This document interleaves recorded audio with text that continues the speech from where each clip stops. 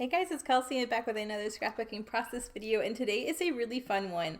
As you guys know, I flipped through all my albums recently and I found a lot of things I used to do a lot that I don't do anymore, and I wanted to revisit that, especially because a lot of my old scrapbook pages don't have process videos, so by me kind of recreating those pages, you get to see how I did it. So this page is super fun. I am exclusively using pocket cards for my layers, and I thought that was really fun because I've neglected my pocket cards. I haven't touched them in years, and I found a couple pages I did in my older albums where I used pocket cards for my layering, and they were so fun. I remember they were always so fun to make, and they always made a really cool design that's just different. So I pulled out 3 separate stacks of pocket cards. I don't end up using that first stack, but these other 2 stacks coordinated really well together, so I wanted to try and get them used up. And I used the majority of what's left over in them, but I think I ended up getting 10 pocket cards on this page and using a ton of scraps. So as you can see, I had a 4x6 photo I trimmed down to a 4x4. I went ahead and matted it on some plain white cardstock, and then I decided my first card would be this 4x6 journaling piece. I did trim it and kind of stretch it behind the photo so it looks longer than it is. That's really going to help me in the long run when I layer, because when I layer with a 6-inch piece behind this, they'll have different dimensions, so they all don't look like they're 4x6 cards or 3x4 cards. And that's really the trick when you're using pocket cards to layer, is to kind of take advantage of what's hidden behind other layers to make these pieces look larger than they are. So you'll kind of see what I mean as I get going, but I really wanted this journaling piece to be right next to the photo, because right away I'm like, okay, I have a spot for me to do my journaling. I don't have to worry about that part now. I just need to layer up behind all of this other stuff and create a cool design, and I'll pretty much be done after that. So I do have this one 4x6 that says my favorite things right now. I thought that would be a nice kind of almost title piece, and I'm going to trim the bottom part of that and stretch it down below that layer too, just so it looks like a square layer. And then you can see I'm just pulling in some scraps. I'm trying to stick to this yellow and blue design, and I already had a scrap of this living in the moment, so it was square, and since these are all rounded cornered pocket cards, I'm just taking my Becky Higgins corner rounder and rounding them all. I think it's another kind of fun detail with this page, just because I'm used to doing square corners for everything, but I'm embracing the rounded corner, and all my layers are just going to be rounded, and I think that's really fun. I am going to pop this piece up on some foam just so there's some dimension. Because I'm trying just to use pocket cards, it's all going to look really flat, so anything I can do to kind of break up that flatness, add some dimension, it's going to help in the long run. So I did pop the living in the moment up on some foam. Here's a scrap of a pocket card that just says today, so I'm going to try and figure out somewhere where that can go just to add some more blue. Right now it's very yellow and I want to pull in some more blue. But I'm just going through these pocket cards and trying to pull out anything that I think will go. Here's another scrap. I don't think I end up using that one because I wanted my arrows going in the other direction. But you'll see kind of how I move things around. But this is so much fun. So if you want to get some pocket cards out of your stash, I highly recommend trying this, because it's so much fun. It's almost like a puzzle. And I really enjoy doing pages like this. So hopefully we have some fun with that. I decided, since I'm not doing How to Kill a Kit with Style this month, if you haven't already noticed, I'm trying to revisit some of my older things, my older styles, older pages that we just saw when I did the mega album flip through, and pull inspiration from those things and really dig into some older stash. So I felt like this page is the epitome of that goal. So I really had a lot of fun with it. But as you can see, I'm just going through all of these cards, trying to find whatever is in my color scheme and make it work. You can see I have this blue, this is what matters the most. I'm thinking that would be really cool to add some blue and create more of a vertical column. I'm really going for that L design on this page. I really like how it branches out horizontally, especially with this yellow living in the moment. So adding this blue pocket card going vertically really helps create that L design I'm going for. But again, I'm limited with my proportions, so I'm trying to make sure these are placed where I want them, but there's ways I can camouflage the gaps. So here I am kind of camouflaging the bottom of that pocket card with this blue scrap, and then you'll see that kind of creates another gap that I'll have to figure out. I think once I kind of smush all this stuff around, my gaps are covered. But I'm just trying to do this game where whenever I add to the top, I kind of add the same thing to the bottom, just so it looks like one longer piece. So you can see this tiny little scrap of this blue paper that I just added to the top. I'm going to figure out a way for that to look like it's the same size on the bottom. So it's one large piece matting these layers. So it takes me a minute to kind of play around with that to make that scrap look complete. But that's all I really needed was that tiny little sliver down there, and it really makes a difference as far as making these layers look larger. And as you can see, I have not even pulled out a background yet. I was just playing around with getting this design down. I figured I would find a background at some point in the end that was either blue or yellow or black, and that would kind of be it. I revisited this cardstock stack, which I actually used on an older page when I did the same kind of design with the same pocket cards. And I really loved these because they have a core of color. So it's black cardstock, but as you can see, this one has a yellow backing.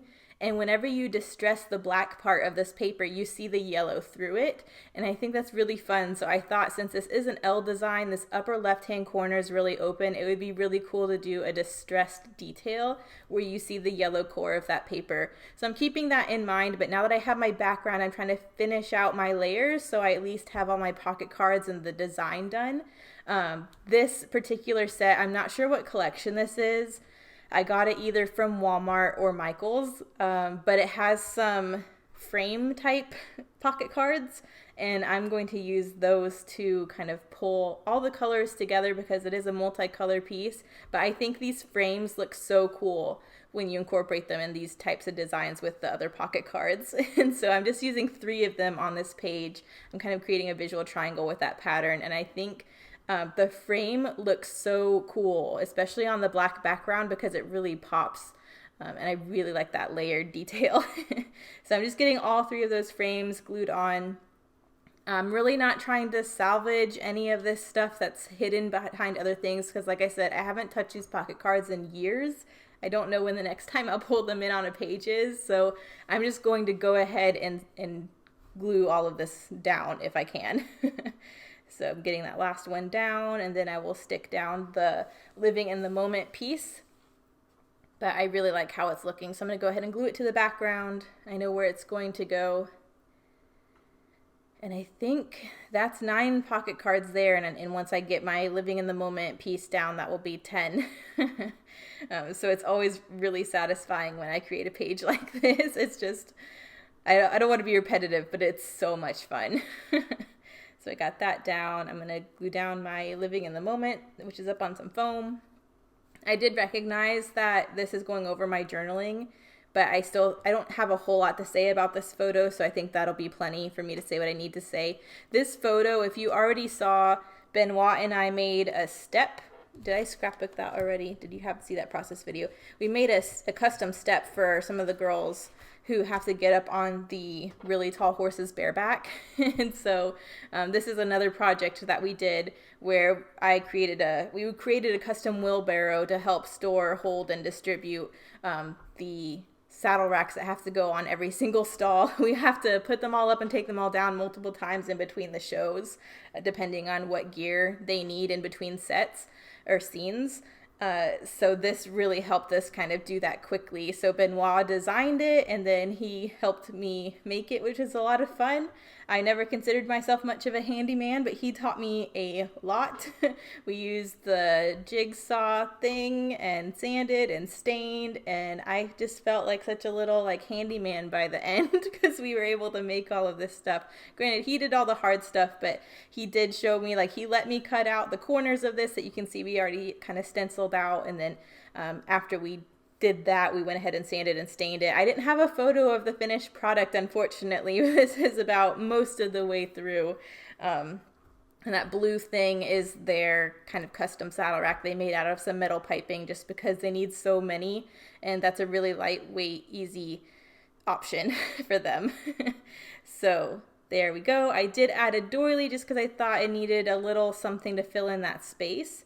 And then since I added the doily, I was like, it needs something else white with the same kind of detail. So you can see I brought in a strip of white, which was just in my scrap box, and did a scalloped border punch. So I think that really helps finish out the layers. It really coordinates well with that doily I added. And so now I think my layers are pretty much done. Now I want to focus on distressing this black paper up in that corner to create kind of a cool thing up there. So I'm just taking my Tim Holtz distress tool. I just did a deep cut. I wanted it to be, a skinny tear that was pretty long to really fill up that space. So I'm just going in and distressing it so you can really see the yellow core of this paper. I think it looks so pretty having that pop of yellow, and I think it's kind of unexpected because it looks like it's just a black piece of paper. So it takes me a minute to kind of distress that the way I want it.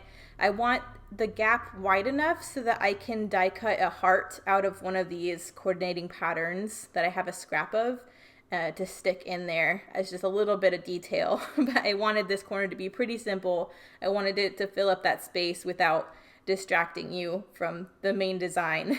So I'm pretty happy with how that looks. I do want to back that. I was trying to figure out if there's a pocket card I could back this in, but I decided just to back it in white since I did introduce the doily and the border punch. I felt like if I backed it in black, it would kind of diminish the torn detail from the black of the front part of the paper. And I didn't really have a blue or a yellow pocket card that would fit that size. So I just backed it in white. You can still see the yellow core. And now I'm going to find a little scrap that has kind of all the same colors. And I'm going to die cut a heart to go in there. So I'm just going through my scraps really quick. And there we go. I have that little zigzag there that has all the same colors that are already on the page, and now I'm just trying to find what size heart. I really wanted to use this kind of wider heart, but it didn't fit in that corner, and I thought it'd be cool if I used a skinny heart and it kind of sat in there perfect. So I'm going to use my little tabletop diamond press die cut machine and cut out that little heart. I'm going to pop that up on some foam as well, just so it has a little bit of dimension and it pops up out of that peekaboo. But I think that's just the perfect little detail. It's so cute. I do not do a title on here. I feel like there's plenty of text between all of these pocket cards.